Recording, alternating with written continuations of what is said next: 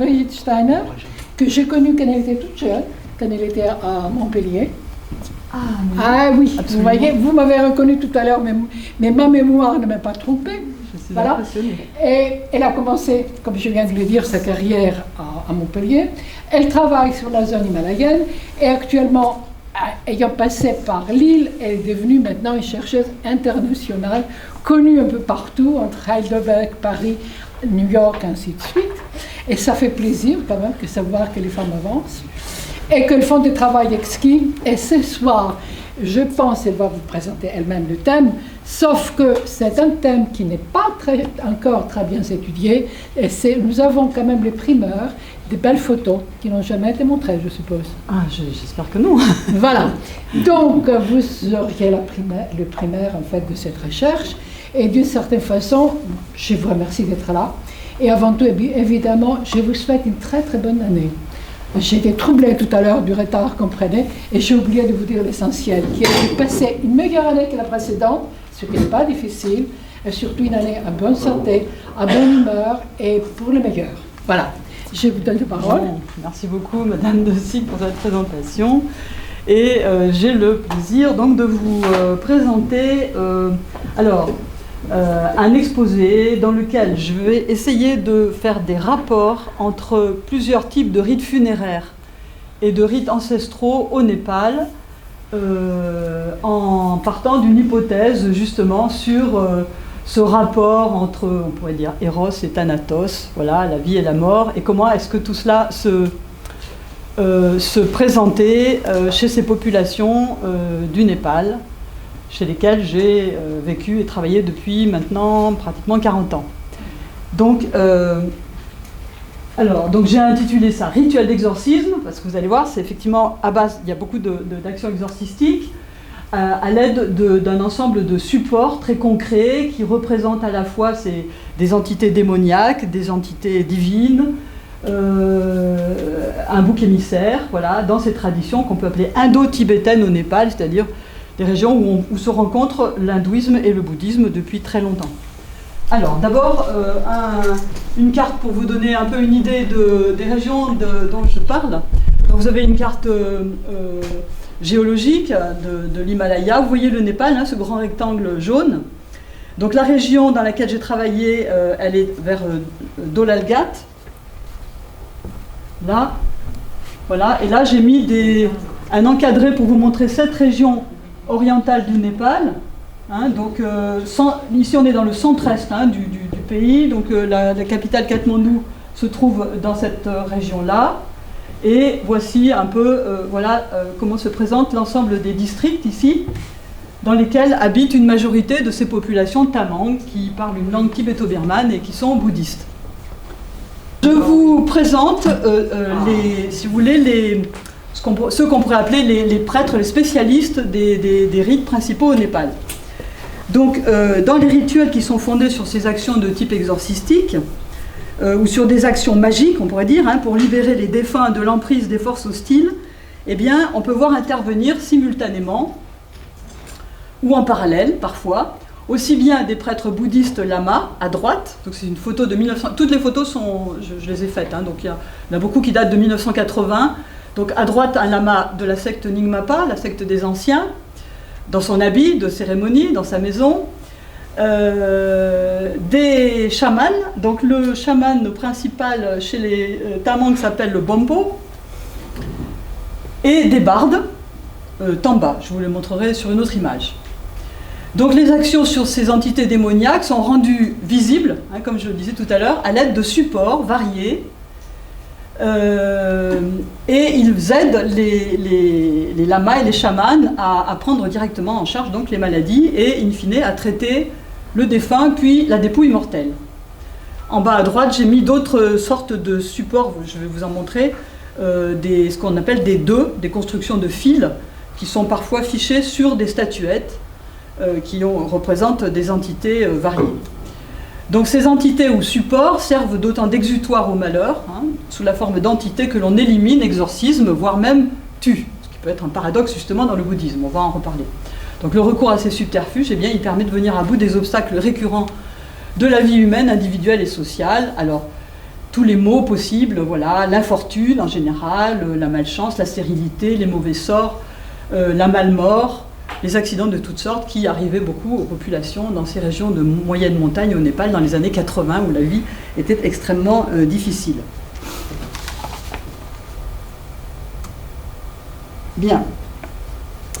Alors, mais quels que soient donc les moyens utilisés, hein, c'est-à-dire subterfuge, effigie, exorcisme, eh bien, la question centrale pour tous, c'était celle de l'avenir des morts, c'est-à-dire la compréhension des causes du malheur et de la souffrance et le rapport que l'on faisait entre cette vie-ci, charnelle et fugace, telle que le récitait ce personnage qui s'appelle le Tamba, hein, c'est une sorte d'aède, de barde, qui s'accompagnait de son tambourin à une peau pour réciter. Donc le rapport qu'on fait avec la vie, cette vie transitoire, ses plaisirs et ses joies, au milieu donc de l'idée bouddhiste d'une souffrance permanente qui était sans cesse racontée par les lamas, par les chamans, donc souffrance permanente liée à l'enchaînement cyclique des existences, et à la réincarnation ou samsara. C'est la théorie du samsara, la théorie indienne du samsara, c'est-à-dire la vie est cyclique, on revient, on renaît, on se réincarne, etc. Toujours, dans le meilleur des cas, évidemment, on disparaît dans la vacuité, mais ça, c'est plutôt une théorie idéale. Donc même la mort n'est pas conçue comme la fin absolue des tourments. Alors, bien. Alors examinons maintenant donc ces différents supports matériels qui permettent de rendre visibles les entités auxquelles on s'adresse. Alors ça peut être des dieux, alors il y a toute une catégorie de dieux, il y a les dieux d'en haut, les dieux intermédiaires, les présences infernales, démons, fantômes, forces de vie et de mort, les défunts récents ou les défunts lointains, les ancêtres.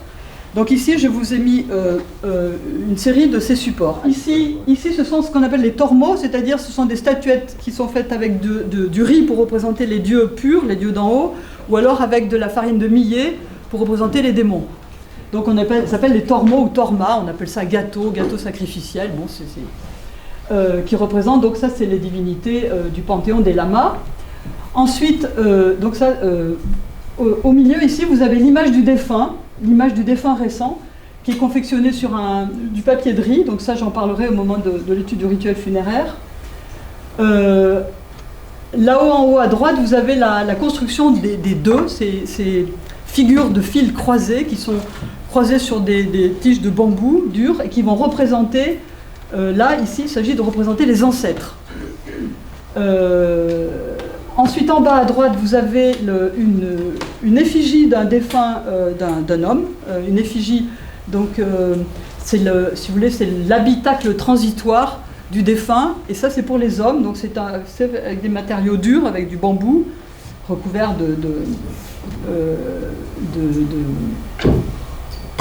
des emblèmes des lamas, qui représentent les différents bouddhas des différents orients. Ici, vous avez une effigie d'une défunte, une femme, donc c'est fait avec un cône de drap, des matériaux mous qui rappellent la chair et le sang, donc les éléments qui sont associés aux femmes, rituel funéraire d'une femme. Et ici vous avez toutes les offrandes que l'on offre aux entités hostiles, qu'on appelle les tsakli. Voilà. Donc jambu, gur, ça veut dire tente aussi, la tente du mort si vous voulez. Le torma ici, tormo, solmo, namka, alors les deux ou namka, j'ai oublié de dire que les deux s'appellent aussi namka, namka qui signifie enceinte, espace, ciel en tibétain. Voilà, donc il y a plusieurs termes pour désigner ces sortes de constructions transparentes. Et puis tsakli, c'est toutes ces petites figurines que l'on offre. Bien. Alors, on les retrouve dans tous les rituels, monastiques ou non monastiques, ainsi que sur des livres de magie destructrice qui font l'objet de traitements très contrôlés par la hiérarchie religieuse monastique. Donc ces textes rituels, qui servent de base aux rituels qu'on va examiner, ils ont été réinterprétés et adaptés à des fins mondaines et à des idées populaires sur la religion, les règles morales à suivre et la façon de se libérer des obstacles dans cette vie-ci et au-delà. Alors, examinons les différents aspects du lingam. Donc parmi ces supports, il y a aussi ce que l'on appelle le lingam, qui est représenté de manière différente. Dans la statuaire indo-népalaise, on a le Shiva Linga associé à la yoni de la déesse, ici, voilà. Il est au centre du bouddhisme tantrique Vajrayana d'origine indienne et de ces sectes shivaïtes qui sont très anciennes au Népal, médiévales, et qui sont toujours très vivantes au Népal et particulièrement chez les Newars. Les Newars, les habitants de la vallée de Katmandou, les plus anciens. Donc le linga des populations bouddhistes du Népal revêt quant à lui une morphologie ambiguë. Pourquoi ? Parce que dans le bouddhisme mahayaniste tibétain, c'est-à-dire du grand véhicule, il est représenté par un personnage fait de pâte rouge. Alors je vous en ai donné un exemple ici, voilà un dessin de linga. Là c'est sur du papier, mais il est aussi sculpté en pâte rouge dans les rituels, les danses monastiques qu'on appelle les chams. C'est un personnage ici qui est visiblement masculin, qui est couché sur le dos et ligoté. C'est l'élément central des danses masquées, qu'on appelle donc les chams, que l'on exorcise et que l'on va couper en morceaux à la fin du rituel. Chez les populations qui sont non monastiques, comme celles qui m'intéressent, les tamangs, où les prêtres lamas sont mariés, on dessine sur le sol, avec de la farine, un linga anthropomorphe assez différent de celui des danses monastiques et qui renvoie aux traditions indo-népalaises d'un Shiva, avec ses aspects à la fois érotiques et ascétiques. C'est-à-dire, il y a une bisexuation. Alors voilà le linga des tamangs, qui fait penser à un personnage androgyne, hein, avec les seins, le sexe priapique. Donc ce linga doit être écrasé et sous le pilier des ancêtres. Bon, je vais vous montrer ensuite. Donc les lamas ne le décrivent pas, ce linga, comme l'ennemi global de la religion, comme au Tibet, ni non plus strictement comme le linga de Shiva associé à la yoni, mais comme plutôt une figure du malheur qui provient de mauvaises pratiques liées essentiellement au pouvoir destructeur des divinités racines associées aux femmes, qu'on appelle les mamos. Donc, dans ce rituel des ancêtres, qu'on examinera ensuite, vous verrez que quand même le mâle est essentiellement féminin. Mesdames, que je joue ici. Donc ces mamos, au Tibet, elles existent au Tibet, on les appelle aussi kandoma, en tibétain. Elles renvoient d'une certaine manière à d'autres déesses féminines en Inde qu'on appelle les matrikas, les mères. Hein, ce sont des déesses mères, mais qui sont en fait à la fois protectrices et destructrices. Elles sont ambivalentes, elles sont redoutables. Donc l'essentiel du rituel consiste à réparer les effets délétères qu'elles ont sur la force vitale des hommes et chez les tamangs, on va voir, sur la pureté des dieux mâles du clan. Elles font l'objet de puissants exorcismes, en particulier dans ce rituel dédié aux ancêtres. Alors vous avez voilà, des représentations populaires des mamos, là-bas, les mamos tibétaines, hein, comme démones et sorcières. Vous voyez, alors, il y a un luxe de représentation. Hein, dans les traditions tibétaines, hein, il y a une démonologie absolument extraordinaire. Et en haut, vous avez, sur un tanka, vous avez donc ces mamos betong, qui sont des 8 divinités femelles de la pratique, alors une pratique d'une secte, les Kagyupa, qui est présente aussi d'ailleurs au Népal, un peu moins que les Nyingmapa. Bon. Donc, elles apparaissent ensemble avec d'autres grandes divinités bouddhiques du Vajrayana, comme Heruka, on le verra aussi plus tard, c'est-à-dire la forme courroucée du dieu appelé buveur de sang, Taktung. Les mamos sont au centre de rituels tantriques dans les monastères, mais également et surtout, elles sont au centre de ces pratiques rituelles à finalité locale, comme ici chez les tamangs. Alors, passons maintenant à une autre effigie, cette effigie du défunt. Donc un autre support, si vous voulez, qui représente le défunt immédiatement après le décès. Donc cette image effigie, elle est d'un intérêt central pour notre propos, parce qu'elle montre cette fois la sublimation du corps humain après la mort, une fois que le défunt a été libéré de ses démons, hein, à la fois intérieurs et extérieurs, et après qu'il a été correctement guidé par les lamas vers ce qu'on appelle le paradis des renaissances heureuses, c'est-à-dire Devachen en sanskrit ou en tibétain Tarpaling, en termes populaires, c'est-à-dire la terre pure du Bouddha Amitabha. Hein, on dit aussi en sanskrit Sukhavati.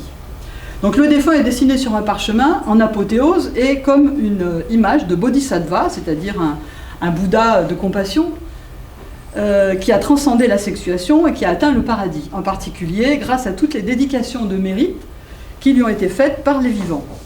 Donc contrairement au linga, cette figure a transcendé la séparation entre corps et âme, la dualité de l'existence, et elle se veut un reflet, d'une certaine manière, de ce que peut être l'existence dans un paradis idéal, donc celui de la terre pure du Bouddha. À droite, donc, je vous ai mis un exemple de peinture de fresque sur les chorten, les réceptacles funéraires, qui était très courant donc, dans les montagnes. Bien. Alors nous voici en plein pays Tamang, hein, année 1980. Donc ici, on voit essentiellement, alors vous avez un rite funéraire d'une femme, en haut, à gauche, et en bas, une effigie funéraire d'un homme. Donc on voit très bien ici l'opposition des substances mâles et femelles à travers ces effigies funéraires des hommes et des femmes. Alors, qu'est-ce qui est... Bon voilà, donc je vous ai écrit les descriptions. Donc matériaux durs pour l'homme, pourquoi? Parce que le lignage est patrilinéaire, le lignage masculin se transmet par l'os du père, donc les matériaux durs, le bambou qui constitue la tente du défunt, représente ce lignage, représente ce matériau dur. Il y a à l'intérieur de l'effigie, on met un morceau du crâne du défunt qu'on prélève sur le crâne après la crémation. On met aussi ses habits qui sont empilés à l'intérieur de l'effigie. On reconstitue une sorte d'image, si vous voulez, mais on pourrait dire désubstantialisée. Et pour les femmes, on prend un drap coton, qui représente d'ailleurs la ceinture de coton que les femmes se mettaient autour du corps pour tenir leur sari. Et les bijoux de la défunte sont sur l'effigie, et puis la couronne funéraire qui représente les lamas des 5 directions, les bouddhas des directions. Voilà. Donc sur l'effigie en haut, à gauche, vous voyez fixé ce dessin que je vous ai montré précédemment, le Minjiangbu, c'est-à-dire le nom du mort, et qui est composé pour les femmes, il est composé de son nom de clan et de celui du clan de son époux. Donc la femme perd son nom de clan quand elle se marie, mais elle continue à avoir les propres dieux du clan de la femme, continuent d'être présents. Et pour son décès, il faut que ses fils, il faut qu'elle ait des fils. Et vous allez comprendre pourquoi après dans le rituel funéraire que je vais étudier. Parce que ce sont les fils qui rappellent le nom de son clan. Alors,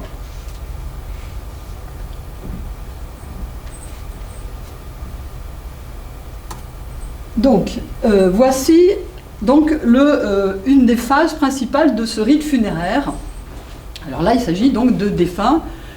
Ce rite funéraire qui dure, en réalité, bon, je ne décris pas le rite funéraire aujourd'hui intégralement, c'est long.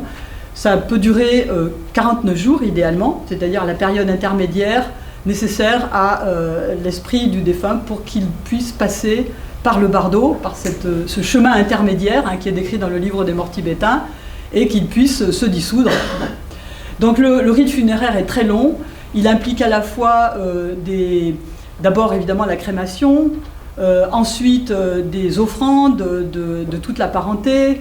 Il peut y avoir une centaine de personnes qui se réunissent pour un rituel funéraire, des rites de deuil, de jeûne, etc. Et il y a aussi des danses. Alors ces danses, ici, ce qui était tout à fait intéressant, c'est que ça ne se fait plus du tout maintenant. Les rites funéraires, c'est fini au Népal. Donc ce sont les lamas qui dansent une danse sauvage. Ils ne sont pas en transe comme le chaman, mais en réalité, c'est quand même une gesticulation qui est destinée essentiellement à attaquer les entités hostiles qui risquent de retenir l'esprit du défunt. Alors, ce qu'on retire du corps après la mort immédiatement, c'est ce qu'on appelle le principe conscient, le namche. Namba Shekpa en tibétain, qui est contracté, ça fait namche, et on pourrait dire c'est le substrat de conscience, parce qu'il n'y a pas, dans le bouddhisme, il n'y a pas de réalité, la chair se désagrège.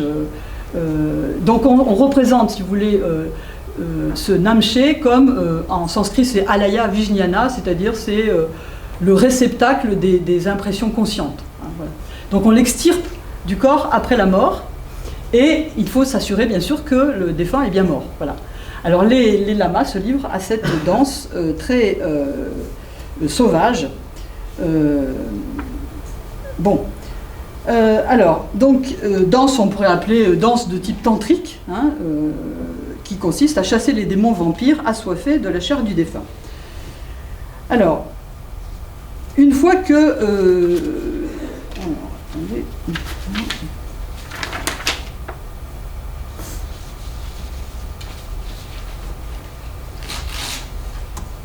Bien. Alors, dans le rite funéraire des années 80, on avait encore recours à un animal psychopompe pour aider le défunt à suivre le chemin correct après la mort. Ça se fait plus du tout non plus.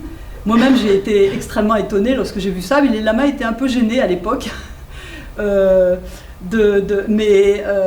Effectivement, pourquoi gênés? Parce que, effectivement, on ne tue pas dans le bouddhisme, donc le buffle, c'est le buffle qu'on a sacrifié au début de la cérémonie funéraire.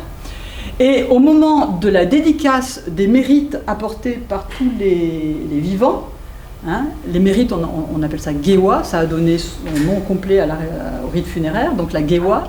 Donc la dédication de ces mérites par les vivants permet aux défunts de suivre le chemin correct après le décès. Or là, on avait mis les pattes et la queue du buffle devant l'effigie. Donc il y a le nom du défunt, vous voyez, qui est fiché au devant, là, le Minjiangbu. Et le lama opère avec ses propres capacités, donc en récitant des mantras en particulier, eh bien il fait cette transformation des offrandes des vivants en mérite pour le défunt. Donc le rôle des parents et des assistants, bien sûr, est fondamental. Leurs dons, les prosternations devant les lamas, les danses masquées nocturnes, les chams, les 108 lampes à beurre allumées pour le défunt sont autant de devoirs essentiels qui garantissent la sortie de l'existence du défunt et son accompagnement dans l'au-delà. Je pense que c'est cette solidarité fondamentale avec les défunts qui a largement disparu de nos sociétés, je dirais, mais au Népal aussi particulièrement. Il faut bien imaginer que cette société dans les années 80, pour allumer 108 lampes à beurre, il fallait trouver le beurre. Et à une époque où la vie était extrêmement précaire, enfin la vie matérielle était très difficile. Voilà. Donc c'était évidemment à cette époque-là, moi j'ai été saisie par l'importance des rituels funéraires, c'était inimaginable le temps qu'on passait à s'occuper des défunts. Donc là-bas, les lamas sont, les endeuillés sont devant les lamas, vous avez les prosternations de toute la parentèle, et puis vous avez les danses masquées la nuit. Alors, donc, par suite de toutes ces activités, eh bien le chemin de... Alors, Swayambunat, vous avez des centres de pèlerinage très anciens dans la vallée de Katmandou, donc vous avez... plusieurs monuments bouddhiques. Vous avez ici, c'est Swayambunat qui en Newar on dit Shinkam Kenegyam, c'est-à-dire le chemin des 5 Bouddhas, des points cardinaux. Donc le chemin est ouvert aux défunts et ça suppose bien sûr quoi pour les Tamang? Eh bien ça suppose que dans sa vie on ait accompli les pèlerinages importants dans les grands sanctuaires bouddhiques de la vallée de Katmandou. Donc Bodhnath, Namo Buddha, Swayambunat. Et ce stupa symbolise en fait la venue du Bouddha historique dans la vallée de Katmandou, Shakyamuni. Donc ces lieux de pèlerinage sont dépeints comme une terre pure, je vous l'ai dit, où se retrouvent donc les âmes des morts qui ont suivi le bon chemin. Quant à l'effigie de Chendé, je vous l'ai décrite. Alors, dans le détail, elle est constituée de ce qu'on appelle les 8 signes auspicieux du bouddhisme. En haut, donc vous avez ce qu'on appelle les astamangala, hein, en sanskrit, une coupe d'offrande, un miroir, un arc, une flèche de longue vie, un parasol, et le défunt est sur une fleur de lotus.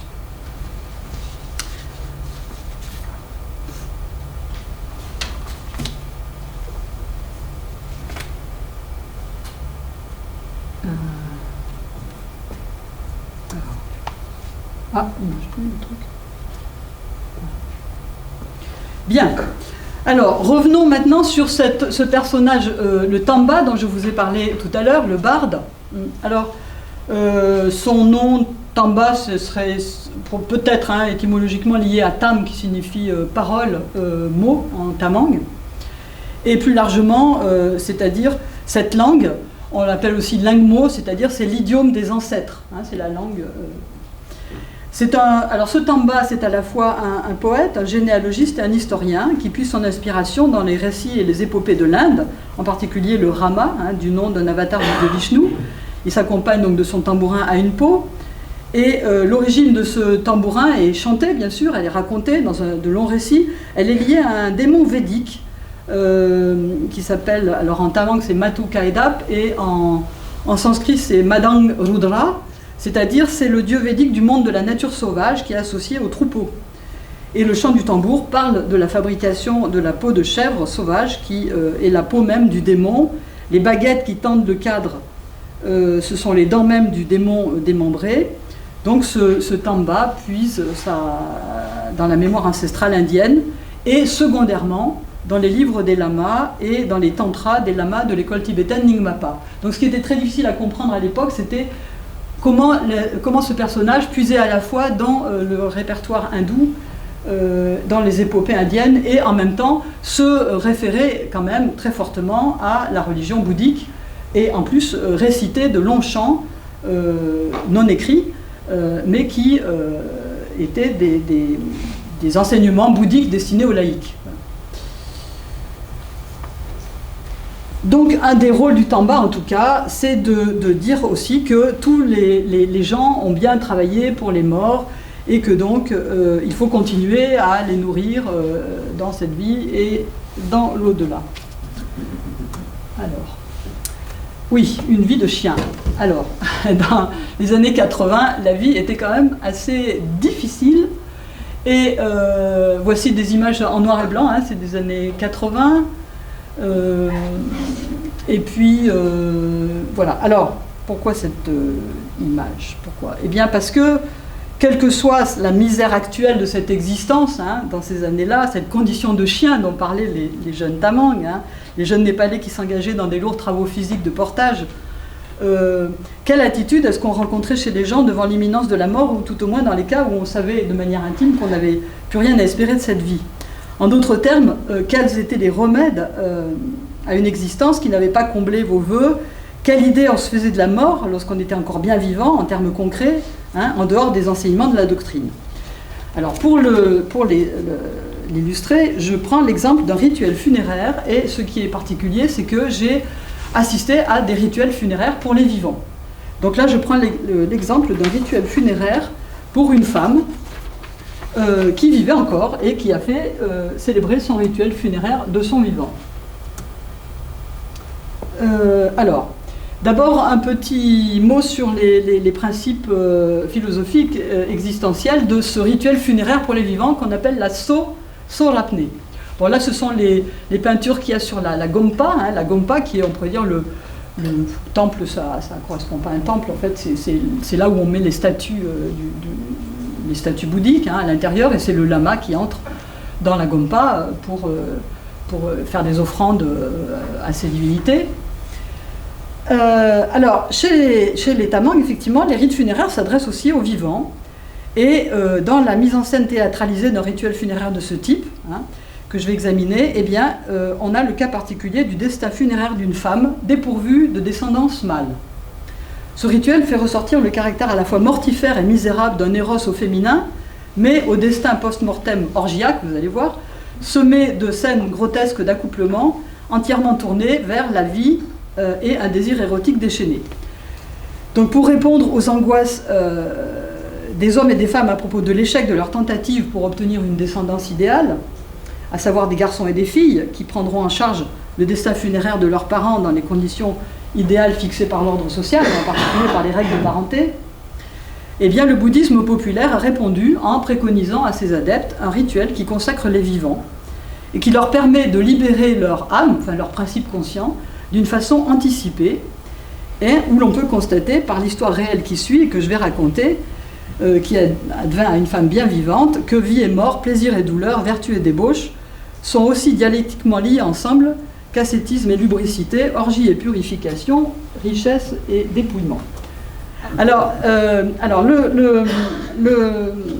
bon, il y a le récit ethnographique de ce rituel funéraire, évidemment, c'est-à-dire que un tel acte, faire son rituel funéraire de son vivant pour une femme, ça impliquait quoi? Eh bien, ça impliquait en particulier qu'elle paye pour le rituel funéraire, Et comme les femmes n'avaient pas d'argent à ce moment-là, enfin l'argent liquide, il n'y en avait pas dans le village de toute façon, elle avait à vendre ses bijoux en or. Donc cette femme avait son précieux héritage, eh bien, elle ne l'avait pas légué à ses filles, hein, qui étaient bien mariées, mais elle leur avait dit, mes filles chéries, eh bien, il faut que j'ai vendu mes boucles en or pour célébrer mon propre rituel funéraire. Et ordinairement, à cette époque, c'était l'époque des débuts du développement au Népal. On commençait à construire des bâtiments, il y avait du béton qui arrivait de Hollande, des Pays-Bas, d'Europe, etc. Et à ce moment-là, on construisait des écoles, mais il n'y avait rien dans les écoles. Et donc pour trouver de l'argent liquide, les femmes mettaient en gage leurs bijoux en or chez les Néwars. Et en échange, elles pouvaient avoir un peu d'argent pour acheter les fournitures nécessaires pour mettre les enfants à l'école. Donc, alors ici, je voudrais parler un peu du paradoxe de la chair des femmes, c'est-à-dire comment garantir une mort heureuse sans renaissance pour une femme et défaire tous les liens d'avec son existence charnelle et mondaine. Alors, cette so-ratne, ce rituel funéraire, ressemble en tout point au rituel funéraire pour les défunts, à cette différence près qu'on ne pratique pas le transfert de l'âme après la mort, hein, puisque la femme vit toujours. Donc il ne s'agit pas non plus d'une véritable initiation tantrique qui ferait de la personne un moine ou une nonne. Hein. Cependant, la personne s'engage désormais à suivre étroitement les préceptes du bouddhisme. On ne construit pas non plus d'effigie, hein, puisque le corps est toujours là, mais disons que la personne devient un peu une sorte de donatrice, hein, une protectrice de la religion, une jindak. Voilà. Bon, alors, je passe un peu plus vite. Alors, les principes philosophiques là, dont je voulais parler, ça suppose, si vous voulez, ce rituel, ça suppose que l'on soit passé d'une conception normative des phénomènes telle qu'elle pouvait se développer dans l'ancienne philosophie indienne du karma, à une conception relative, hein, dans laquelle les effets des actes peuvent être corrigés dans cette vie-ci. C'est-à-dire, si on fait des offrandes aux défunts pour qu'ils puissent idéalement ne pas renaître et idéalement se dissoudre dans la vacuité, eh bien, ça suppose quand même que, d'une certaine manière, on a relativisé, si vous voulez, certains principes du bouddhisme. On peut corriger les effets de ces actes négatifs dans cette vie-ci, et en plus, on peut aussi obtenir des mérites supplémentaires de par l'action des vivants. Donc cette ère du bouddhisme mahayaniste, dite du grand véhicule, à laquelle appartiennent les tamangs, laisse coexister des conceptions à la fois très pragmatiques sur le salut, et ensemble avec des points de vue plus monachiques, orientés vers une idéologie de la libération par la contemplation et la méditation. Mais les tamangs, ces populations tamangs n'étaient absolument pas monastiques, bien qu'on puisse de temps en temps envoyer un fils au monastère. Mais on avait quand même besoin de tous les bras, donc à l'époque, contrairement aux Sherpas, qui sont des populations dans lesquelles il y a une vie monastique beaucoup plus importante. Alors.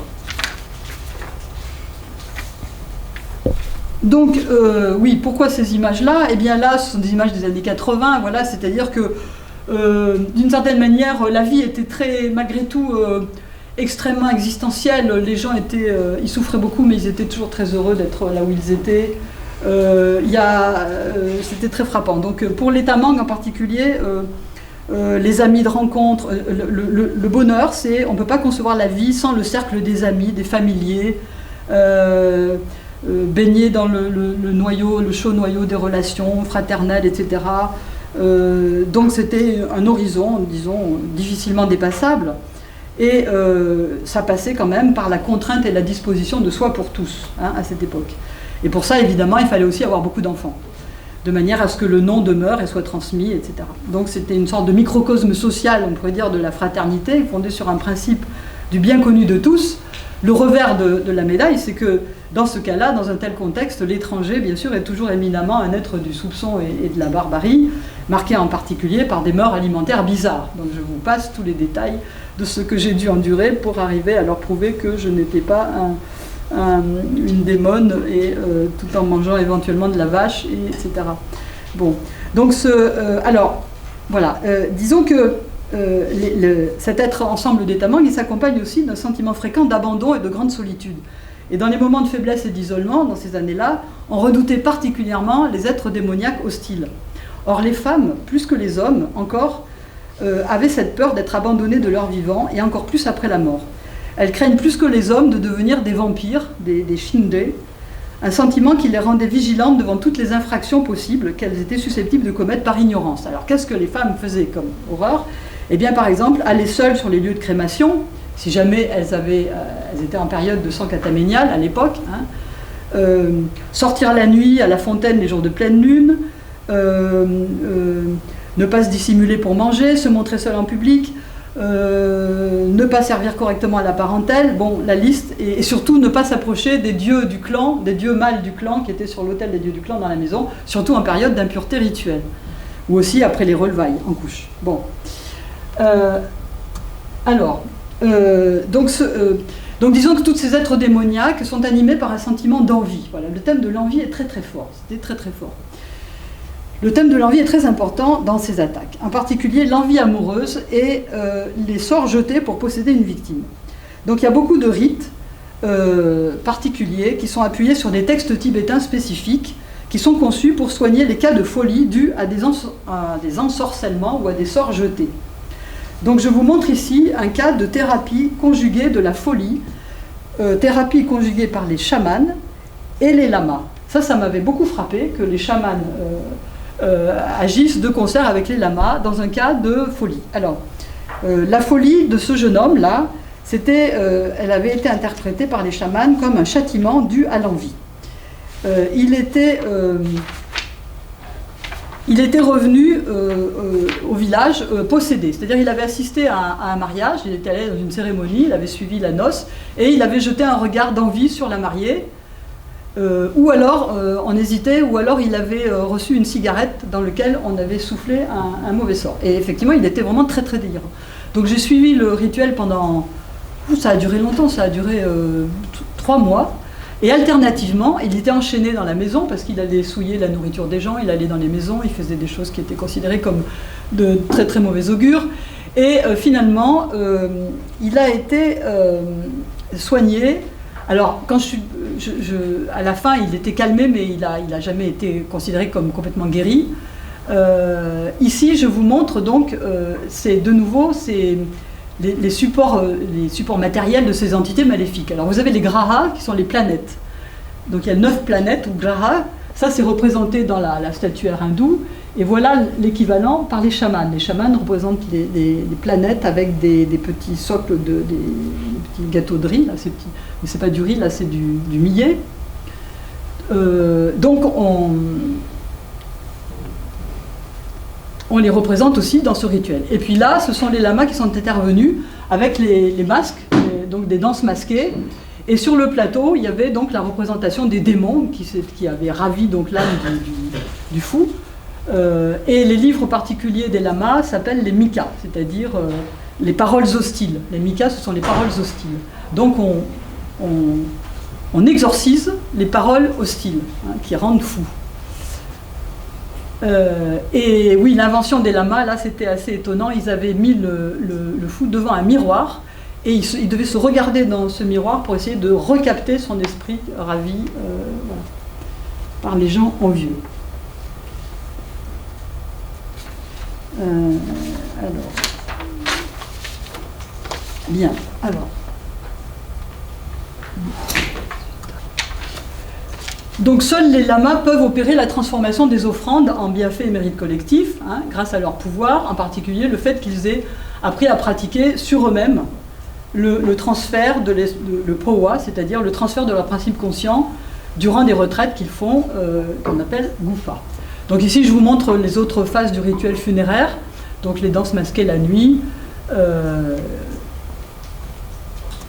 et les effigies. Bien. Je crois que je vais laisser tomber mon texte et je vais vous prendre une photo, ça sera plus facile. Donc, alors, le rituel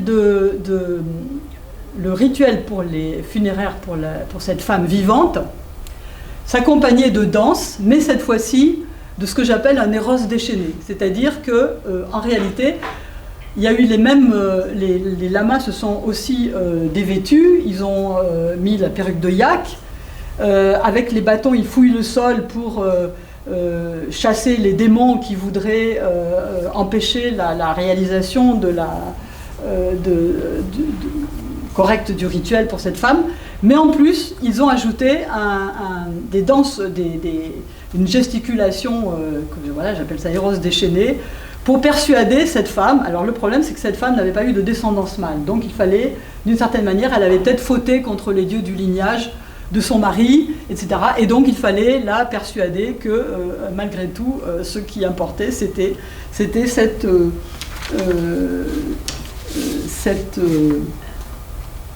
scène qui devait normalement lui plaire. Bien. Alors. Bon. Donc oui, un petit passage donc pour interpréter cette question de l'éros féminin, éros funèbre et éros orgiaque.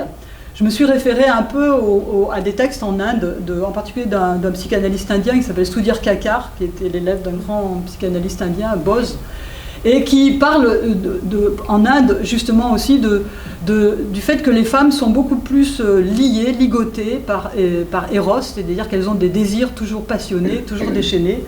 Et c'est célébré dans le folklore en Inde et dans des poèmes. Une femme, effectivement, est considérée comme beaucoup plus attachée d'une certaine manière à la chair et aux passions que l'homme. Donc, dans ce rituel funéraire pour les vivants, eh bien, on peut voir ce que j'appellerais une première inversion entre Eros et Thanatos, c'est-à-dire que Eros est source de désillusion. Hein. La vie ne peut être achevée que par la meilleure mort possible, mais pour les femmes, on considère que de toute façon, il est très très difficile, en fait, hein, de se libérer de cette chair.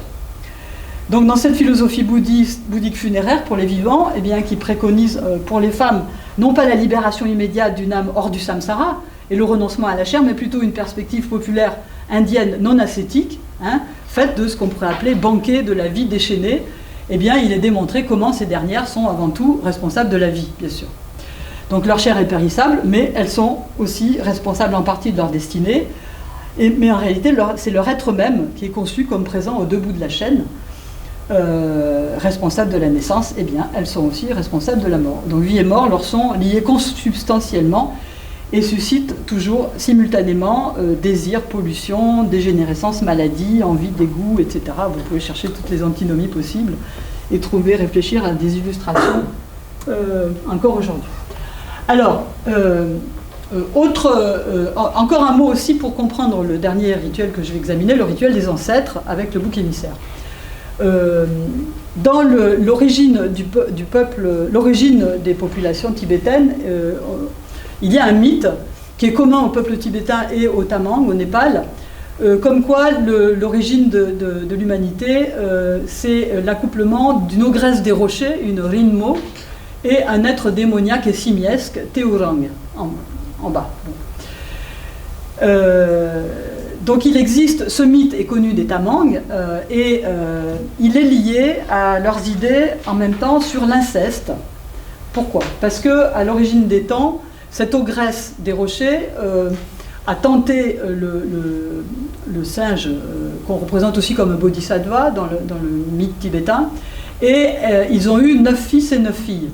Mais comme on était aux origines des temps, dit le mythe Tamang, eh bien, ils ne trouvaient pas de conjoint pour les fils et pour les filles. Donc pour marier ses enfants, c'est la démone qui décide de fabriquer de la bière fermentée, et elle décide de marier l'aîné de son fils aîné avec sa fille aînée, etc., etc. Donc elle marie ses 9 fils et 9 filles ensemble, et le mythe raconte qu'elle va chercher en Inde de la levure pour faire la bière fermentée nécessaire à tout mariage. On ne se marie pas sans qu'il y ait fabrication de boissons fermentées, et elle ramène cette levure et le mariage a lieu. Et donc les Tamang se font descendre de 9 couples qui sont constitués donc de couples incestueux. Voilà. Donc ce thème de l'inceste est très très important, et il est lié donc aux femmes et donc aux divinités féminines, aux mamans. Donc cet engendrement de l'humanité s'est fait par la chair, par l'inceste, et il est à l'origine, bien évidemment, dans le bouddhisme, hein, de toutes les passions négatives. Donc le rituel d'exorcisme des ancêtres, que je vais étudier maintenant, il associe donc à la fois les actions terribles du linga, que je vous ai déjà présenté, le poignard rituel des lamas, le fourba, un instrument magique qu'on appelle le zor, qui est une sorte d'instrument métallique, enfin, mais qui n'existe pas, qui est décrit dans les textes, des effigies rançons des démons, ainsi qu'une victime humaine, on va le voir, qui nous permet de lire donc, ce que je pourrais appeler cette solution tibétaine à la sexuation dégénérée et infernale. Alors, pour comprendre encore aussi ce rituel des ancêtres, il faut dire aussi un mot des enfers, la représentation des enfers. Donc les représentations des enfers, il y a des représentations classiques dans les textes tibétains avec des illustrations tout à fait très, très imagées. Bon, vous en avez aussi dans les musées hein, en Europe, hein, on peut voir. Bon. Donc dans les traditions bouddhistes et hindoues, ces représentations sont classiques et populaires, sont différentes. Bon, chez les Tamang, une fois j'ai eu la chance d'entendre le Tamba, donc cet aède, raconter à sa façon à quoi ressemblait l'enfer, et il disait ça aux jeunes gens, aux Tamang, qui lui désobéissaient, qui ne l'écoutaient pas, qui se moquaient de lui, qui se comportaient mal, etc. Il leur disait en les menaçant, mais vous savez, l'enfer, vous êtes menacés de l'enfer, et vous savez ce que c'est l'enfer? Eh bien, l'enfer, c'est une promiscuité horrifique. C'est-à-dire que c'est un lieu dans lequel vous ne pouvez ni pisser, ni cracher, ni chier, donc vous êtes constamment dans des excréments et vous devez souffrir ça. Or, dans un monde de la séparation, comme celle des Tamang, c'était effectivement quelque chose d'assez effrayant, cette idée d'une promiscuité infernale de laquelle vous ne pouvez pas vous dépêtrer. Et j'ai retrouvé dans un texte italien de Piero Camporesi, L'enfer et le fantasme de l'hostie, des textes qui décrivent les enfers exactement de la même manière que ces enfers, que c'est ce que racontaient les Tamang. Ça m'a beaucoup frappé, mais je pense que ce sont des jésuites, très probablement, enfin il y a eu des influences jésuitiques en Asie qui sont passées par là, à propos en tout cas de ces images de promiscuité. Donc, disons que dans la cosmologie traditionnelle au Tibet, eh bien, le roi des enfers est appelé Shinje, et au Népal, on le désigne plutôt sous son nom sanskrit de Yama, c'est-à-dire seigneur de la mort, et il forme un couple avec sa partenaire, donc Yama Raja, Yama Rani, c'est le roi Yama et la reine Yama. Pour les chamans, les Bompo, il s'agit en fait du roi des démons qu'ils appellent Onga Raja, Onga Rani. Donc chaque spécialiste avait sa manière différente de les décrire, et là vous avez un tanka donc de Shinje au Tibet.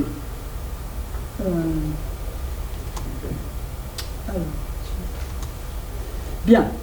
Alors passons maintenant au dernier rituel que j'examine et qui va nous permettre de faire cette synthèse entre voilà, le rôle de tous ces supports concrets dans les rituels. Donc Thanatos, j'ai appelé ça Thanatos sublimé, c'est-à-dire le joyeux remariage des hommes, des dieux et des ancêtres. Et comment est-ce que... alors ce rituel était célébré qu'une fois tous les 12 ans. J'ai eu une chance extraordinaire de pouvoir le voir à cette époque. J'ai attendu longtemps quand même, et puis finalement il a été... Voilà. Alors il dure 7 jours et 7 nuits continuellement. Donc dans ce rituel, on va représenter les ancêtres et on va rançonner la vie, d'une certaine manière, on rançonne la vie des ancêtres et de tout le groupe avec un bouc émissaire. Donc le rituel s'appelle le Doila, et il a des liens. Alors il s'accompagne de lectures d'ouvrages, de livres de magie noire, qui sont assez difficiles que les lamas ont reconstitué à partir de corpus de textes qu'ils ont ramenés des monastères, mais ce sont des livres de magie en général que pour trouver des aides pour la traduction, c'est pas facile parce que les moines refusent absolument de traduire ces textes qu'ils considèrent comme tout à fait hérétiques. Bon.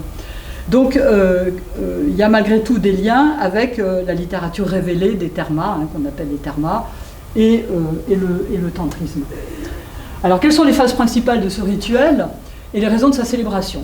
Donc on fabrique une énorme figure anthropomorphe à droite, un pilier qui faisait pratiquement 12 mètres de haut, sur lequel on représente en quelque sorte les ancêtres au centre du cosmos. C'est une figure à la fois cosmique qui est élaborée, donc en haut vous avez un 2, voilà, ces figures de fil figuratif, avec une forme terrible de Shiva en haut. Et puis vous avez tous les étages de l'univers. On ne les voit pas parce qu'il y avait des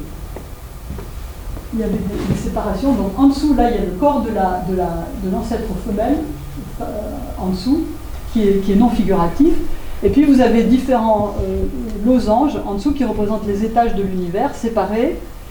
Il y a des offrandes qui sont pendues sur le poteau et il est construit sur un socle énorme qu'on appelle le mont Sumeru, la montagne censée être la montagne des origines. C'est pas tellement le mont Sumeru, c'est le mont, il l'appelle Rigal Lumpo, c'est plutôt du côté du Tadjikistan probablement. Et autour du pilier, vous avez des constructions destinées aux démons. Donc il y a à la fois les ancêtres, les dieux, les démons, hein, tout est représenté sur ce pilier. Donc c'est une vision à la fois cosmique, religieuse et sociale, globale des clans, qui est dramatisée pendant 7 jours et 7 nuits, accompagnée d'exorcismes. Donc on exorcise les démons mâles et femelles, on rappelle tous les grands rituels du cycle de vie, on remarie les ancêtres, on remarie aussi le couple de la maison qui célèbre le rituel, et les dieux. Et d'une certaine manière, on rachète le groupe entier avec un bouc émissaire. Alors, bien, alors voici le détail des offrandes. Donc vous avez à gauche le démon, le roi des démons, qui est appelé Gyalpo. Gyalpo, Gyal veut dire roi en tibétain, Gyalpo. Avec tous les tsaklis que je vous ai montré au début, en dessous, les offrandes pour ce dieu-là. Et à droite, vous avez le plateau, toutes les constructions pour les mamots. Alors là, c'est compliqué, il y a beaucoup de choses. Il y a un plateau qui comprend, vous voyez, il y a des épées en métal, il y a des épées en bois. Il y a un pot ébréché dans lequel on enferme la reine des mamots, un pot dérisoire dans lequel on a mis les armes du lama en bois avec des mantras noirs dessus. Donc des offrandes, voilà, c'est à la fois dérisoire et c'est pour... Et puis vous avez aussi les boyaux de la chèvre, une chèvre sauvage qui sert dans le rituel, dont on met les boyaux autour des tormas qu'on offre aux mamots, et de l'alcool, bien sûr, de la boisson fermentée dans la jarre.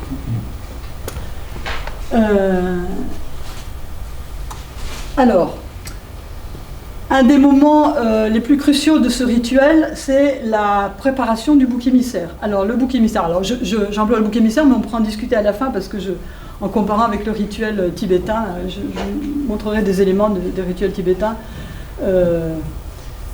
qui sont similaires et en même temps très différents. Donc, le lama prépare son arme magique qu'on appelle le tamshing. C'est pas un fourban, hein. Donc le tamshing, et il peint dessus des mantras avec le sang de la chèvre. Les livres sont devant lui, les livres qu'il lit, voilà. Au centre, alors la préparation du bouc émissaire dans la maison, donc un homme voilé est choisi. Donc le choix est très long parce que il y avait... en fait, au départ, les Tamangs avaient choisi un autre homme pour jouer ce rôle redoutable du bouc émissaire. Ils avaient choisi un brahman. Or, les brahmanes des castes indo-népalaises, évidemment, ça aurait risqué de créer des ennuis dans le voisinage. Et donc, ils avaient finalement jeté leur dévolu sur quelqu'un d'un groupe proche, Magar, une population clanique. Donc, il est entièrement voilé.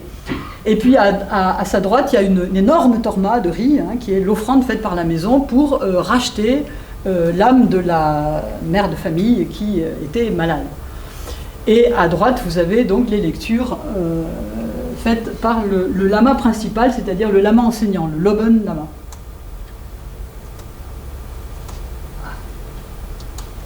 Bien, donc ce lama, le Loben Lama et ses assistants donc lisent à haute voix et circumambulent le pilier. Ils lisent donc les passages appropriés aux différentes actions exorcistiques qui ont lieu.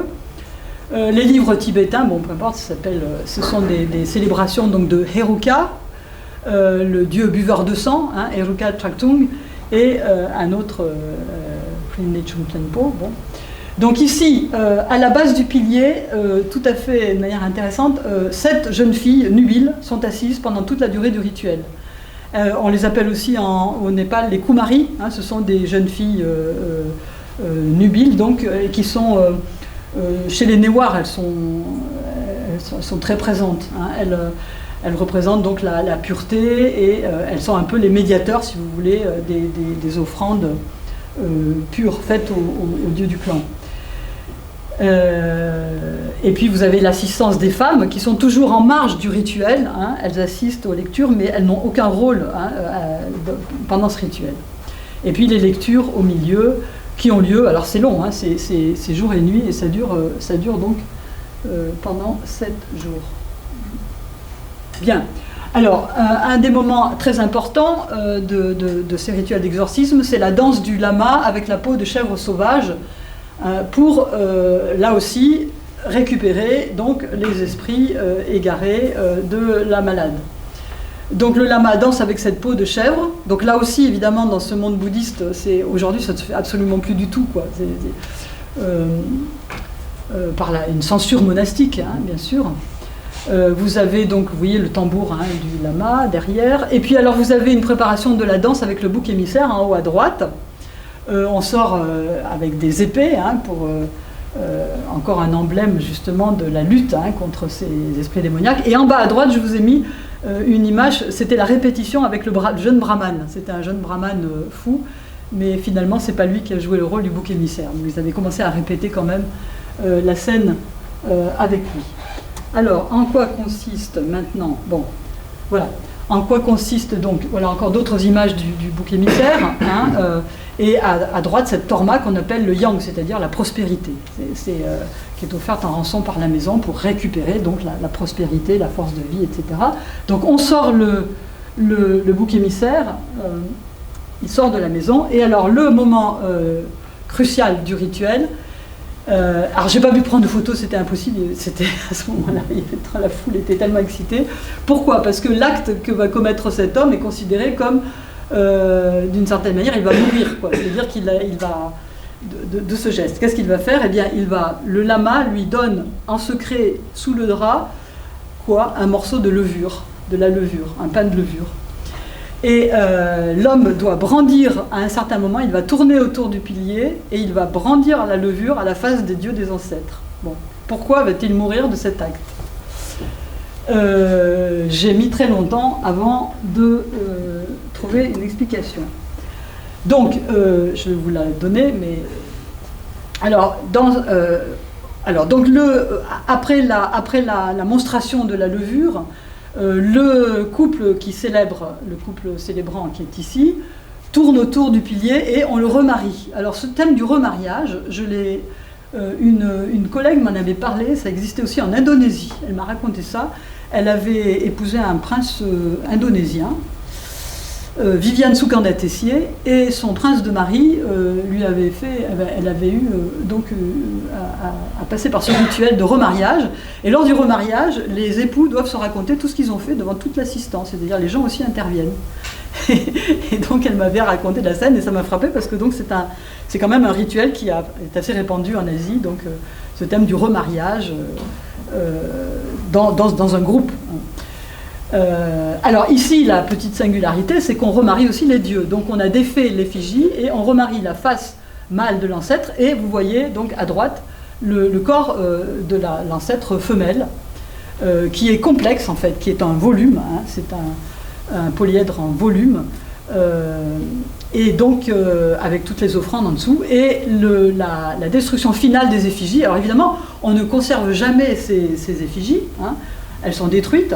Donc là, le 2, on les remarie, on jette de la poudre de sindour, hein, comme dans les mariages, et ensuite, on va redistribuer dans le clan, entre les hommes et les femmes, tous les fils qui ont permis de les fabriquer. Ça repart, si vous voulez, selon les règles de mariage dans le clan. Voilà. Alors oui, alors pourquoi est-ce que la question de... Ah, je vous ai mis un petit schéma. Donc la fin du rituel, ce sont des saturnales, comme tous les grands rituels, il y a toujours des saturnales à la fin, qui consistent à inverser tout ce qui s'est passé dans le rituel. On se moque des lamas, on se moque des institutions, les rôles des bouffons. Alors ce qui est tout à fait important, c'est que les rôles des bouffons sont joués par les gendres. Les gendres qui sont considérés comme ceux qui sont redevables à leur beau-frère, à leur beau-père, pardon, c'est-à-dire les oncles maternels. Alors ça se comprend bien sûr à partir des règles de mariage chez les Tamang, puisque là, on observait quand même assez idéalement un modèle de mariage matrilatéral entre cousins croisés, c'est-à-dire que une femme et son frère, en haut, voilà, une femme et son frère, eh bien, son frère donne sa fille en mariage à son neveu utérin, hein, au fils de sa sœur. Donc ça, c'est un mariage quand il peut être... Enfin, les Tamang l'observaient quand même assez régulièrement. Et ça explique aussi la position de ces fameux gendres qui sont toujours gaussés, on se moque d'eux constamment dans les rituels. Et ils jouent avec plaisir, il faut dire, le rôle de bouffon. Celui qui est en bas à droite, Nyashur Kansa, était particulièrement doué pour ça.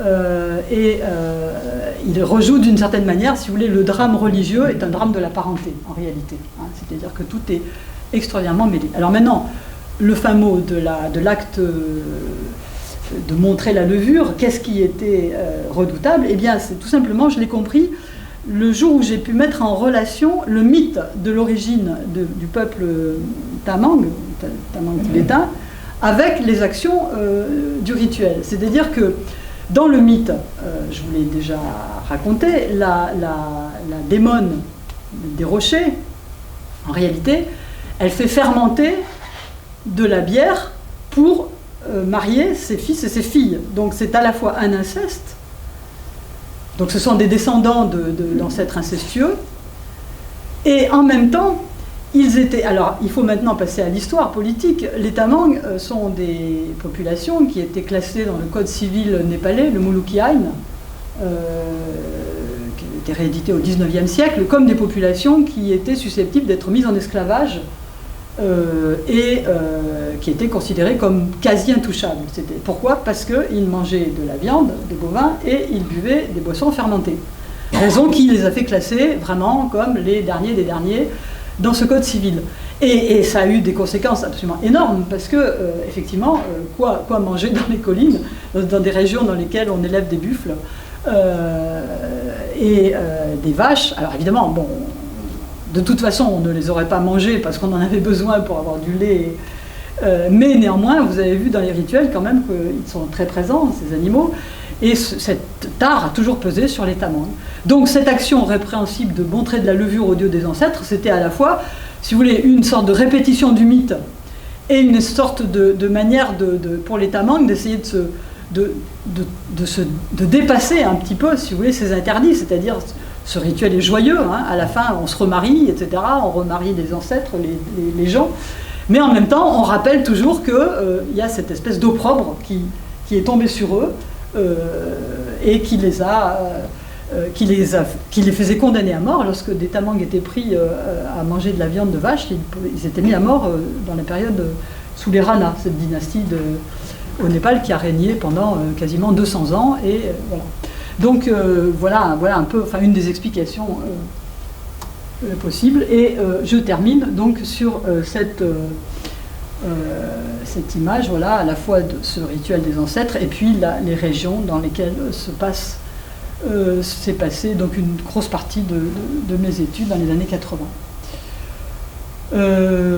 Plutôt que de faire une conclusion sur voilà, ce Eros et Thanatos, je pourrais m'arrêter là, mais je vous proposais aussi quand même, je ne sais pas si j'ai le temps, oui. Alors voilà, je vous proposais aussi de réfléchir à une comparaison que j'ai tentée donc avec rituel de bouc émissaire à Lhasa. Or, nous avons eu une grosse discussion à l'époque avec des collègues, avec le collègue tibétain Samten Karme, qui était un ancien moine Bonpo, qui a travaillé en Angleterre et qui il était avec nous dans notre équipe de recherche. Et lorsque j'avais étudié ce rituel, et j'avais employé le terme de bouc émissaire, Samten Karme s'était insurgé en disant non, ça n'a rien à voir avec le bouc émissaire de la tradition hébraïque. Bon. Alors, effectivement, à Lhasa, il y avait un rite d'expulsion d'un personnage qui était destiné aussi à quitter la société, qui était voué à mourir, bon, et qui emportait avec lui toutes les fautes de la société. Alors ce rituel a été étudié, il a été étudié par... alors ici vous avez des photographies qui ont été faites donc c'est soit 1937 ou 1940. Donc le bouc émissaire à Lhasa s'appelait le Lugong. Ici, c'est donc à Gyantse, au Tibet central. Et voici les photos, des photos qui ont été faites donc, par Hugh Richardson. Donc ça, c'est relaté très en détail dans Ceremonies of a Lhasa Year, édité par Michael Harris. Donc là, on a la description de la cérémonie du Lugong Gyalpo à Lhasa. Ce qui est tout à fait intéressant, c'est que, alors, il est chassé, vous voyez ici, hein, le Lugong. Alors, de ce que je me souviens de ce détail du rituel, c'est qu'on choisit un personnage de basse caste à Lhasa, et pendant 1 an, ce personnage va circuler dans la ville de Lhasa et il remplace le gouvernement. C'est-à-dire qu'il a la possibilité d'arrêter tous les gens qui... Alors en particulier, le Lugong s'attaquait aux gens qui ne payaient pas les taxes à Lhasa. Hein. C'était déjà très très lié en réalité à la question du profit dans les monastères et puis dans la ville.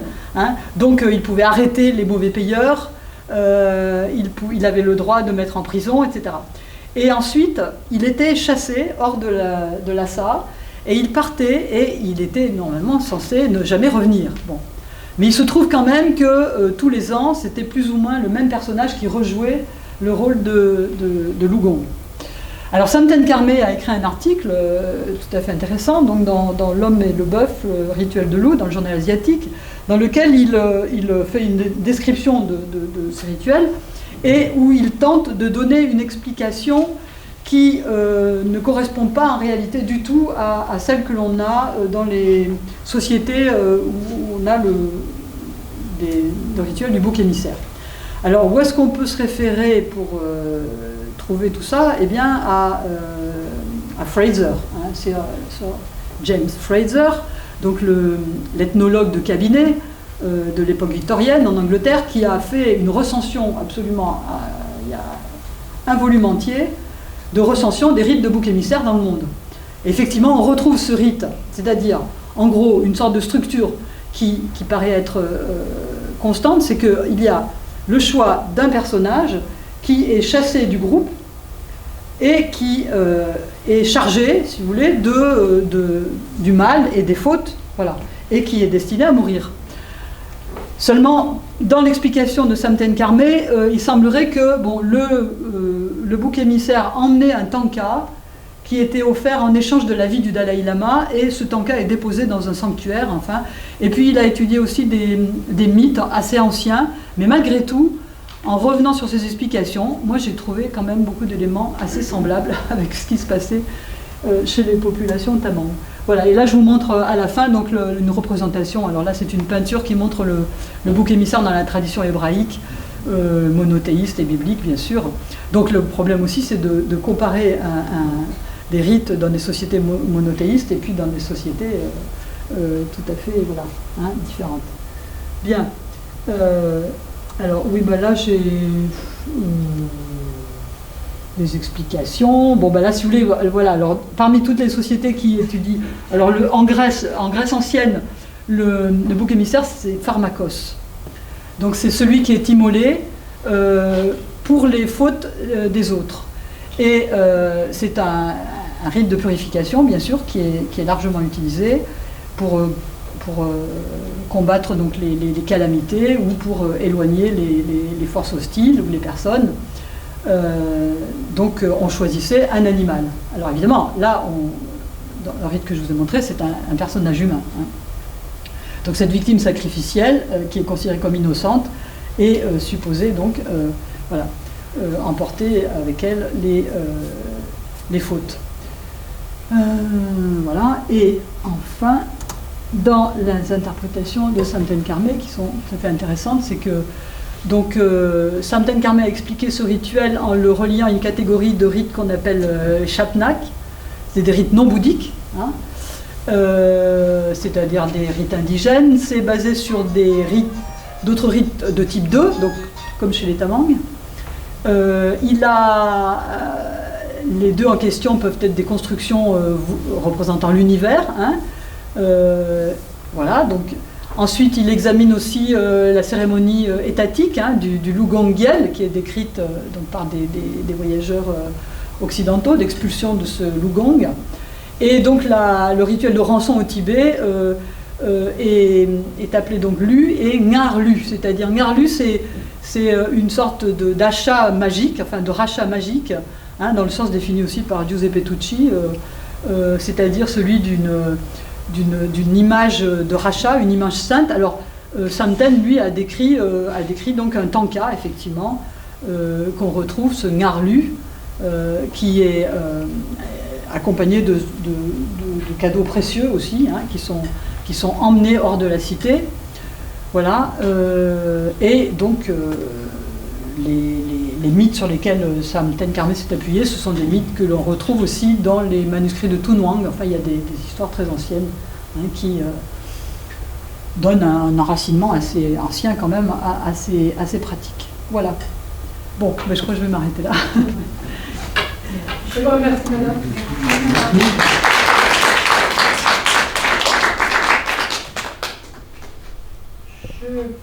Le débat est ouvert et je me permettrai de vous poser une première question. Comment expliquez-vous cet abandon, comme vous l'avez décrit, en fait, de tous ces rituels si compliqués et si importants pour les sociétés locales à l'espace de 30 ans? Parce que quand même l'espace du temps est petit. Il y a encore des gens qui ont vécu ces rituels et tout d'un coup, en fait, ils ont complètement abandonné. Non. Effectivement, j'ai pas eu l'occasion d'en revoir, mais je sais qu'ils le refont. Et j'ai vu pas mal d'illustrations. En réalité, maintenant, on continue à célébrer ce rituel des ancêtres. Le pilier des ancêtres n'est plus du tout un ensemble de figures distinctes, mâles et femelles. C'est une sorte de colonne avec des offrandes labaïques. Il n'y a pas du tout de bouc émissaire. De la même manière, les rituels funéraires que je vous ai montrés, bien sûr qu'on continue à faire des rituels funéraires avec des effigies. Mais il n'y a absolument plus les danses des lamas, qui sont quasiment possédées. Il n'y a plus du tout d'offrandes animales, bien sûr. C'est-à-dire qu'il y a, si vous voulez, à la fois, moi je dirais, il y a l'introduction du marché, qui est très conséquente, c'est-à-dire qu'on apporte de l'argent, on apporte beaucoup de choses, mais il n'y a plus du tout d'interaction directe, si vous voulez, entre les parents et puis la famille du défunt. C'est-à-dire qu'il y a une sorte de séparation des acteurs, on pourrait dire. Plus il y a de lamas qui récitent, plus c'est le signe qu'on est riche, c'est-à-dire qu'on a pu faire venir beaucoup de monde et que voilà, on les a payés, bien sûr. Donc c'est devenu beaucoup un investissement financier. Hein, là. Mais disons que le rite funéraire reste quand même reste vraiment au centre des préoccupations. Ça reste encore un rite très important. Et la répartition entre les lamas et les non-lamas, les bardes, comment ça se fait, ils existent toujours ou aujourd'hui ce sont plutôt les lamas Les lamas, si vous voulez, voilà, ce sont des prêtres bouddhiques, voilà. Mais à ce moment-là, lama, il y avait beaucoup d'autres fonctions. Hein. À côté de lama, il y avait des lamas, par exemple, il y avait des lamas qui avaient donc le même tambour, un tambour sur cadre, hein, un tambour qu'il portait, hein, avec un manche. Et puis il y avait des labonnes, c'était des prêtres moitié bouddhiques, moitié chamaniques, enfin les chamans aussi sont bouddhistes, mais et qui récitaient en transe, assis sur le sol, en frappant du tambour aussi, vous voyez.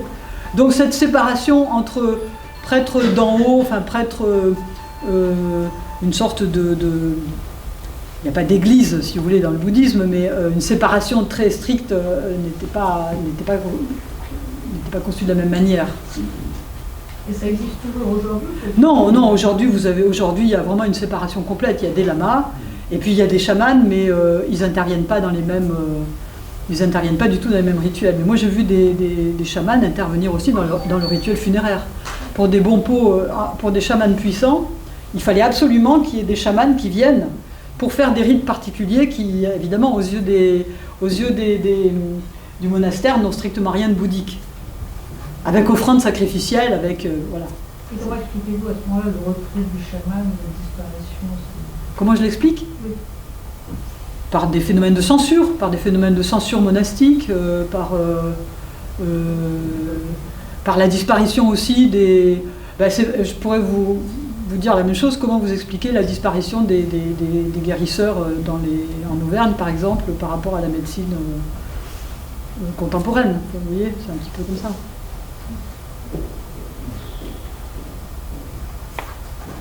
C'est des raisons à la fois, je dirais, ce sont des raisons à la fois religieuses, politiques, économiques. Voilà. Hein, si on peut... Sinon, est-ce que cette différence entre les trois corps en fait, existe toujours dans la société, ou est-ce que le barde n'est plus efficace, effectif? Est-ce que les chamans sont ou pas? Est-ce que c'est un phénomène plutôt de la campagne par rapport à la ville? Non. Alors non. Il y a toujours cette distinction. Vous avez toujours des lamas, voilà. Vous avez des bompos. Il y en a de moins en moins maintenant. Hein. Vous savez, depuis qu'on a introduit la médecine, les health posts et la médecine chimique, les chamans n'ont plus tellement d'action, mais vous avez toujours des spécialistes quand même. Vous avez aussi une transformation du rôle de chaman, et vous avez beaucoup de spécialistes de la divination. Vous avez, ils ont aussi introduit la psychiatrie, donc j'ai une collègue qui travaille là-dessus d'ailleurs, justement sur les multiples formes de recours au chaman maintenant pour quelque chose qui n'est pas diagnostiqué comme une maladie guérissable avec des médicaments, mais langueur, déprime, folie, etc. Donc ça... Les catégories maintenant évidemment se transforment un peu. Et alors les tambas, c'est vraiment ce qui restait de plus vivant maintenant, c'est-à-dire que les tamangs adorent faire des fêtes, et chaque fois qu'il y a des fêtes maintenant, mariage, etc., les tambas, alors tout le monde devient tamba d'ailleurs, les femmes se sont mises à devenir tamba alors qu'il n'y avait pas de femmes tamba à l'époque, les femmes deviennent lama aussi aujourd'hui, voilà, donc c'est la vraie modernisation de la société. Ah oui, il n'y a pas de raison qu'ils ne se modernisent pas. Et ces bardes racontent des histoires traditionnelles, ou c'est de quelque chose qui a trait à la vie quotidienne ou à la vie plus courante? C'est pas vraiment... Enfin, si vous voulez, j'hésite à employer le terme de barde parce que c'est... Bon, dans la tradition tibétaine, vous avez le barde... l'épopée de Guézard, Guézard de Rome, qui est chanté par des bardes, voilà. Des bardes ambulants qui passaient de ville en ville et qui racontaient des épisodes de l'épopée de Guézard, qui est maintenant traduite, retraduite. Beaucoup de Chinois maintenant étudient aussi l'épopée de Guézard au Tibet, ça a été mis en film, voilà. Donc là, le tamba, lui, récite, il y a un long corpus de chants, qui ont été consignés, ils ont commencé à être consignés dans les années 60 par les tamangs eux-mêmes, c'est-à-dire par des lamas. Pourquoi? Parce que le problème d'écrire, à l'époque, dans les années 80, le public, les laïcs, ne pouvaient pas écrire en tibétain. Moi, on m'avait pris une fois à écrire en tibétain, le lama m'avait dit « Ah !» parce que j'étais en train d'écrire, et puis j'avais froissé un papier, etc. Il dit « Non, il ne faut pas jeter. » On ne pouvait pas jeter l'écriture tibétaine. L'écriture était sacrée, c'était quelque chose qui avait un pouvoir en soi, le pouvoir c'est comme le pouvoir des mantras, le pouvoir de la parole, vous voyez. Donc l'écriture, c'était la même chose. Et progressivement, alors ce pouvoir de l'écriture, le tamba n'était pas censé l'avoir. Donc quand il parlait de ses livres, les lamas étaient furieux et disaient « Mais non, il n'a pas de livre, le tamba n'a pas de livre. » Bon. Les chamans, eux, n'en avaient pas, ils n'ont jamais revendiqué d'avoir des livres. Mais le tamba, quand même, il était intermédiaire, puisqu'il était aussi un généalogiste, donc c'est quelqu'un qui connaissait jusqu'à pratiquement 7 générations, il était capable de reconstituer les générations de manière à ce qu'il n'y ait pas de mariage incestueux. Voilà. Donc la première personne qu'on allait voir pour un mariage, c'était le tamba. Il avait de longs chants qu'il rythmait sur son tambourin. C'est assez monocorde, c'est pas chanté si vous voulez, c'est surtout c'est rythmé. Et ces chants parlaient de chants de la création, les origines de la terre, les origines du cosmos, les origines du tambour, les origines de tous les objets, de tous les paraphernalia qui sont utilisés dans les rituels, qui sont longuement récités. Donc le tamba avait aussi ce rôle. Et il proposait, alors, bon, en plus, c'est quelqu'un qui avait aussi un rôle par rapport à... Dans les mariages était accompagné de chants à énigmes. C'est-à-dire que alors les jeunes gens se rencontraient dans les fêtes la nuit, donc il y avait toute la nuit, il y avait des groupes de garçons et de filles qui chantaient en alternance, hein, des chants alternés comme il y en a dans toute l'Asie, il y en avait dans toute l'Asie, l'Asie du Sud-Est. Donc dans ces chants alternés, il y avait toujours un vainqueur et un vaincu. Bon. Alors ça se jouait entre garçons et filles. Si les filles, alors on posait des énigmes, donc c'était des chants à énigmes. Lors du mariage des dieux loups, les dieux qui habitent dans les souterrains, et des dieux de Seine qui habitent dans les rochers, qui est-ce qui a mangé l'offrande qui a été offerte ensuite, etc. Bon, enfin, des énigmes qui rapportaient à la fois aux histoires cosmologiques locales et puis en même temps à des éléments de la vie quotidienne, c'est-à-dire il y a des refrains, voilà, épluchons les navets, plongeons nos mains dans l'eau froide, plongeons nos mains dans l'eau chaude, enfin des éléments de la vie concrète, si vous voulez, qui sont mis en images comme ça, à la fois prosaïque et à la fois poétique. Et donc lors du mariage, il y avait deux tambas. Il y avait un tamba du parti de la fiancée et un tamba du parti du garçon. Et ces tambas se rencontraient au moment où on amenait la jeune fille qui partait, donc qui quittait sa terre, puisque c'était un mariage patrilatéral et patrilocale. Donc la jeune fille venait habiter chez l'homme. Donc au moment des accordailles, au moment de la célébration du mariage, donc le tamba du parti de la jeune fille restait hors de la maison et tout l'enjeu consistait à gagner le chant, à l'emporter, si vous voulez. Donc le tamba proposait des énigmes, les deux tambas se proposaient des énigmes, plus ou moins savantes, hein, selon qu'ils connaissaient plus ou moins voilà, les textes et l'histoire l'histoire locale. Et à la fin, un des deux tambas l'emportait. Voilà. Bon, alors évidemment, le mariage avait lieu, mais parfois, il n'avait pas lieu. C'est-à-dire que si les deux tambas, si par exemple le tamba du parti de la jeune fille ne répondait pas correctement aux énigmes posées par le tamba du parti du garçon, eh bien, le mariage pouvait échouer. C'était une sorte de... Voilà, c'était un élément dialectique tout à fait intéressant qui contrevient un petit peu à l'interprétation habituelle qui dit que voilà, il y avait trois sortes de mariage, le mariage arrangé, le mariage par enlèvement et le mariage par consentement mutuel. Bon, le mariage par consentement, ça n'existait pas. Donc quand les jeunes gens voulaient se marier absolument et qu'ils savaient que ça serait interdit, ils s'enfuyaient. Bon. Et ça, dans ce cas-là, ça faisait mal parce qu'ils ne pouvaient jamais revenir dans le village. Ou alors on soupçonnait que c'était un mariage incestueux. Ça comptait énormément à l'époque. Ce qui, moi, m'a fait comprendre quand même que ce que racontait Lévi-Strauss, c'était quand même pas uniquement théorique. C'est-à-dire qu'il y avait vraiment des éléments que Lévi-Strauss a appelés des éléments structurels, si vous voulez, du mariage, voilà, qui répondaient à des règles de préférence et des règles d'évitement, mais n'empêche que ce modèle de mariage existait vraiment, et si on se mariait, par exemple, dans son clan, un mariage endogamique dans son propre clan, ça c'est quelque chose de totalement inconcevable. C'était conçu comme ayant des conséquences cosmiques. C'est-à-dire que si un homme du clan Baal se mariait avec tombait amoureux d'une jeune fille du clan Baal, s'il se mariait, c'est inconcevable pour les gens. Alors c'est arrivé, mais enfin ils s'enfuyaient, quoi. En tout cas, les conséquences, c'était qu'il y avait des tremblements de terre, il y avait des conséquences cosmiques, il y avait tremblements de terre, apparition de phénomènes, voilà, toujours liés, bien sûr, au cosmos. Est-ce que vous avez d'autres questions pour profiter de la prise de connaissance de Madame? Une question. J'ai trouvé cet exposé très intéressant au niveau de la structure du rituel, et je me posais la question de savoir si, dans la société tamang, est-ce qu'il y a d'autres grands rituels qui sont aussi holistes, qui agrègent tellement d'éléments? Parce que bon, on a une structure à emboîtement qui est très intéressante. Hein, depuis les ancêtres, l'origine, le mythe, et puis jusqu'au couple, au mariage, bon, là, jusqu'à la personne, jusqu'à la famille en fait. Et on passe un peu tous les éléments. Et donc ça, c'est assez fascinant. Est-ce que cette structure se reproduit dans d'autres contextes rituels, les rites agraires ou autres, par exemple? Je pense que non. Enfin, moi, j'ai pas. Ce qui m'avait beaucoup frappé dans ce rituel des ancêtres, c'est que vraiment, c'était total. C'est-à-dire que il y avait, j'ai pas décrit toutes les phases, hein, mais en tout cas, au départ, il y a la fabrication d'une enceinte. Vous savez, on purifie, on fait des offrandes au dieu du sol, c'est-à-dire qu'on demande l'autorisation à ces divinités d'occuper un espace. Hein. On crée une sorte d'enceinte, si vous voulez. Donc il y a des fumigations traditionnelles. Après, il y a...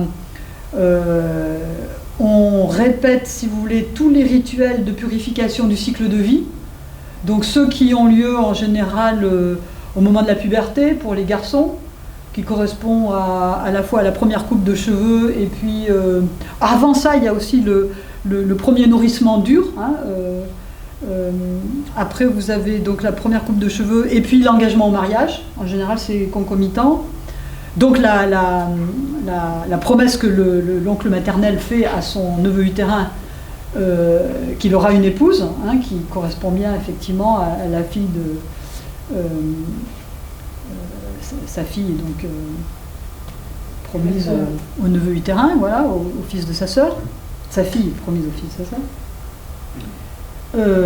Il y a donc le mariage, après... bien après, en réalité, après les phases, c'est alors les maladies, hein, c'est-à-dire que toutes les maladies qui ont à chaque fois des rituels très spécifiques, vous avez vu, hein, parce que la folie, etc. Et puis finalement, le décès. Mais le décès, malgré tout, c'est pas vraiment... Le décès, on a vraiment l'impression que c'est pas du tout la fin. C'est-à-dire que les morts continuent d'être là tout le temps, en réalité. Alors ça c'est une des choses qui a aujourd'hui à changer. C'est-à-dire, si vous voulez, c'est vraiment la disparition progressive, c'est-à-dire c'est l'annihilation de cette présence des défunts qui est tellement importante. Et à l'époque, c'est vrai que je ne dis pas du tout que les gens croyaient à ce à quoi ils croyaient plus fortement ou différemment de ce à quoi nous croyons. Hein. C'est pas ça que je dis. Mais n'empêche que dans les discours, dans les textes, dans les actions, il y avait une présence des défunts qui était constante, qui était sous la forme de la crainte. Alors, mais bon, évidemment, je ne suis pas évolutionniste, on peut dire, bon, mais si vous pensez au retour des morts au Moyen-Âge, ce thème du retour des morts, c'était énorme. Hein. Thème de l'Apocalypse, voilà. Alors, on retrouve des éléments dans la poésie du temps bas, il y a des éléments sur l'Apocalypse. Il y a des éléments très anciens, mais ça vient de l'Inde. Enfin, c'est des éléments qu'il a empruntés à l'Inde. Au début des temps, il y aura il raconte ce qu'il y a au début des temps, et puis à la fin des temps. Puis à la fin des temps, la terre séchera, les astres tomberont, etc. Enfin, il y a tout un ensemble d'images qui sont puisées dans